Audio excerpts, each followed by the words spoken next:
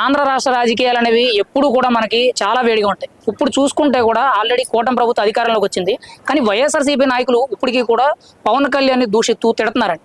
మీకు ఎలా అనిపిస్తుందండి? అంటే వాళ్ళు ఓడిపోయినా కూడా వాళ్ళ విధానం అనేది మారకపోవడం. మనం చూసామండి, మన దువ్వాడ శ్రీనివాస్ ఎలా బాగా మురుగుతూ ఉన్నాడో చూసాము. అంటే దువ్వాడ శ్రీనివాస్ జన సైనికుల్ని, మా క్యాడర్ని కూడా సైకోలని సంబోధించడు. అలాగే పవన్ కళ్యాణ్ గారిని కూడా నెలకి 50 కోట్లు తీసుకుంటున్నారు అనేసి అసత్య ఆరోపణలు చేయడం. అంటే ఇలాంటి పెట్టేకపోతున్నటువంటి వ్యక్తులందరినీ కూడా లాక్కెళ్ళి ఆ రోజే పడేసి ఉంటే కనుక మేము కేసులు పెట్టాము అప్పుడు కూడా, గత ప్రభుత్వంలో కూడా. కానీ అప్పుడు వీళ్ళెవరిని కూడా కంట్రోల్ చేయలే.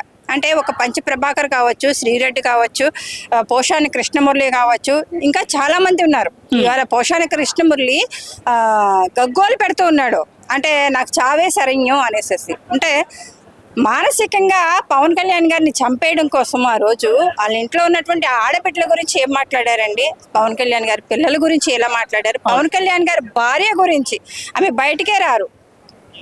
ఆమె ఎలా ఉన్నా భర్తతో ఎప్పుడైనా పూజా కార్యక్రమాలకి రావడం, మళ్ళీ వెళ్ళిపోవడం తప్ప బయటికే రారు. అలాంటి మహిళ గురించి, విదేశీ వనిత కావచ్చు కానీ మన భారతీయ సంస్కృతి గురించి కానీ, భారతీయ సాంప్రదాయాలు కానీ పాటించేటువంటి వ్యక్తి గురించి ఆ రోజు పోషాని కృష్ణమురళి ఆమె క్యారెక్టరైజేషన్ చేస్తూ ఏ విధంగా మాట్లాడాడండి? అంటే ఆ రోజే మాకు పోషాని కృష్ణమురళి లాంటి వ్యక్తి మాకు దొరికితే కాళ్ళ పట్టుకుని లాక్కొచ్చి బయట కొట్టేవాళ్ళు ఆడవాళ్ళు. అంటే ఆడవాళ్ళని టార్గెట్ చేయడానికి ఏమీ ఉండదండి. అవునండి. క్యారెక్టర్ లూజ్ చేయడం తప్ప వేరే వీళ్ళకి మాట్లాడడానికి, ఇలాంటి పోరంబోకులకు మాట్లాడడానికి, ఆడవాళ్ళ గురించి వేరే ఏమి ఉండదా? ఆడపిల్లల గురించి మాట్లాడడానికి ఏమి ఉండదా? ఇప్పుడు ఒక మాట అండి, పోసాని కృష్ణమురళి కానీ లేదంటే వేరే వేరే వ్యక్తులు, మెయిన్గా బోరగడ్డ అనిల్ కుమార్ కానీ వీళ్ళందరూ కూడా పవన్ కళ్యాణ్ కూతుర్ల గురించి, భార్యల గురించి, సంబంధం లేని వ్యక్తులందరి గురించి కూడా చాలా నీచంగా మాట్లాడారు. కానీ ఈ రోజు మేము ఏ తప్పు చేయలేదు, మేము రాజ్యాంగాన్ని ఎక్కడ చట్టాన్ని ఉల్లంఘించలేదు అంటారు.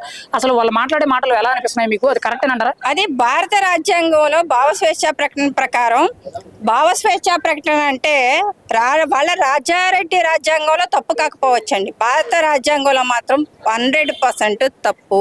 సభ్య సమాజంలో, హిందూ సంస్కృతిలో తప్పు. సభ్య సమాజంలో ఇలాంటి మాటలు మాట్లాడితే చెప్పు తీసుకొని కొడతారు ప్రజలు. అంటే వీళ్ళకి కోర్టులు, లాయర్లు, పోలీస్ స్టేషన్ కాదండి పనిష్మెంట్ ఇచ్చేది. ఇలాంటి వర్డ్స్ మాట్లాడినప్పుడు వచ్చి పబ్లిక్లో తిరగమని చెప్పండి. వీళ్ళు ఏ సెక్యూరిటీ లేకుండా పబ్లిక్ కొట్టేస్తారు వీళ్ళని. పబ్లిక్ తన్ని తరిమేస్తారు వీళ్ళని. ఆల్రెడీ 11 ఇచ్చి అదే విధంగా తన్ని తరిమేసినప్పటికీ కూడా వీళ్ళకి ఇంకా బుద్ధి రాకుండా అనేక, ఇంకా మా అధినేత పవన్ కళ్యాణ్ గారి మీద అసత్యాలు ప్రచారం చేస్తూ ఉన్నారు. అంటే 50 కోట్లు తీసుకోవడానికి మా అధినేత ఒక సినిమా పని చేస్తేనే 100 కోట్ల రూపాయలు వస్తాయి. అవన్నీ కూడా ప్రజలకు పంచిపెట్టినటువంటి వ్యక్తి. జత బట్టలు ఒంటి మీద ఉన్నటువంటి ఆ డ్రెస్తోనే రోడ్డు మీద నిలబడి ప్రజల కోసం పోరాటం చేయగలిగినటువంటి శక్తి ఉన్నటువంటి వ్యక్తి. మీకంటే గొప్పగా పెద్ద పెద్ద బంగ్లాలు, పెద్ద పెద్ద హోదాలు, పెద్ద పెద్ద సెక్యూరిటీలు కావాలేమో. మా అధినేత పవన్ కళ్యాణ్ గారికి అవి ఏం అవసరం. ఆయన కష్టపడి సినిమాలు చేసినవి కూడా సర్వం ప్రజలకు ఇచ్చేసేసి ప్రజల కోసం నిలబడగలిగేటువంటి శక్తి ఉన్న వ్యక్తి మా అధినేత పవన్ కళ్యాణ్ గారు. ఆయన గురించి వీళ్ళేం మాట్లాడతారని ఎప్పుడు కూడా నిప్పుకు చెద పట్టదు అంటారు. మా అధినేత పవన్ కళ్యాణ్ గారు కూడా ఎప్పుడు నిప్పులాగే ఉంటారు. అలాంటి చీడ పురుగులు, అలాంటి చెద పురుగులు మాట్లాడేటువంటి మాటలకి మేము స్పందించాల్సిన అవసరం లేదు. కాకపోతే దువ్వాడ శ్రీనివాస్ బతికేంటండి? పబ్లిక్ లో పెళ్లిడికి వచ్చినటువంటి ఇతర పిల్లలు ఉండి, ప్రేమించి పెళ్లి చేసుకున్నటువంటి భార్య ఉండి, భార్య పిల్లల మీదకి తిరగబడ్డటువంటి పరిస్థితి. ఒక కీపును పెట్టుకొని ఈరోజు ఏ రకంగా మీడియాలో అది కూడా హల్చల్ చేస్తున్నాడో చూస్తూ ఉన్నాము. సభ్య సమాజానికి ఇలాంటి ఎదవలు ఏ రకంగా సమాజానికి ఇస్తారండి? అంటే కట్టుకున్నటువంటి భార్య, కడుపును పుట్టినటువంటి పిల్లలకి ఈరోజు విలువ లేదండి. అంటే కోర్టులు కూడా ఇలాంటి కీపులకే సపోర్ట్గా ఉంటే రేపొద్దన్న పెళ్ళిళ్ళు ఎందుకు, వివాహ వ్యవస్థ ఎందుకని నేను ప్రశ్నిస్తూ ఉన్నాను. ఇలాంటి వ్యక్తుల్ని తీసుకొచ్చి మీడియా పెంచి పోషిస్తూ మీడియాకి రేటింగుల కోసమో లేకపోతే వాళ్ళు ఇచ్చేటువంటి ప్రలోభాల కోసమో తీసుకొచ్చి మాట్లాడించడం అనేది సభ్య సమాజంలో పిల్లలు ఏమి నేర్చుకుంటారు రేపొద్దున్న నేను అడుగుతున్నా. ఇవాళ హిందూ వివాహ చట్టంలో కానీ, హిందూ సాంప్రదాయంలో కానీ పెళ్లి అనే దానికి చాలా విలువ ఉంది. ఆ విలువకి తూట్లు పడుస్తున్నటువంటి ఇలాంటి ఎదవలు తీసుకొచ్చి మీడియా కూడా పెంచి పోషిస్తూ వాళ్ళకి హైప్నివ్వడం అనేది కూడా కట్ చేయాలి తప్పకుండా. సమాజంలో ఇలాంటి ఎదవలను ప్రోత్సహిస్తే రేపొద్దున ఇంకో 10 మంది అంటే కట్టుకున్న భార్య కడుపును పుట్టినటువంటి పిల్లలు ఇవాళ రోడ్డును పడితే ఒక ఉంచుకున్నటువంటి కీపును తీసుకొచ్చి మీడియాలో హైలైట్ చేస్తున్నారంటే దీన్ని మీరు జర్నలిజం విలువలను ఏ రకంగా పాటిస్తున్నారని కూడా నేను ప్రశ్నిస్తూ ఉన్నాను. ఎందుకంటే కుటుంబ వ్యవస్థను కానీ హిందూ సాంప్రదాయాన్ని కానీ సనాతన ధర్మాన్ని కానీ గౌరవించేటువంటి వ్యక్తులుగా ఖచ్చితంగా ఇలాంటి వాటికి ఫుల్ స్టాప్ పెట్టాలి తప్ప ఇలాంటి వాటిని ప్రోత్సహించకూడదు. వీడిని బట్టి ఇంకో 10 మంది తయారవుతారు.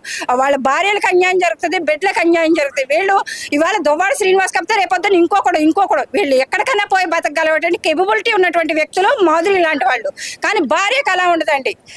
భార్య పిల్లలకు ఆ పరిస్థితి ఉండదు. ఇలాంటి వ్యక్తి, ఇలాంటి నీచమైనటువంటి బతుకుతున్నటువంటి వ్యక్తి పవన్ కళ్యాణ్ గారి గురించి, పవన్ కళ్యాణ్ గారి కేడర్ గురించి మాట్లాడేటువంటి అర్హత లేనటువంటి వ్యక్తి.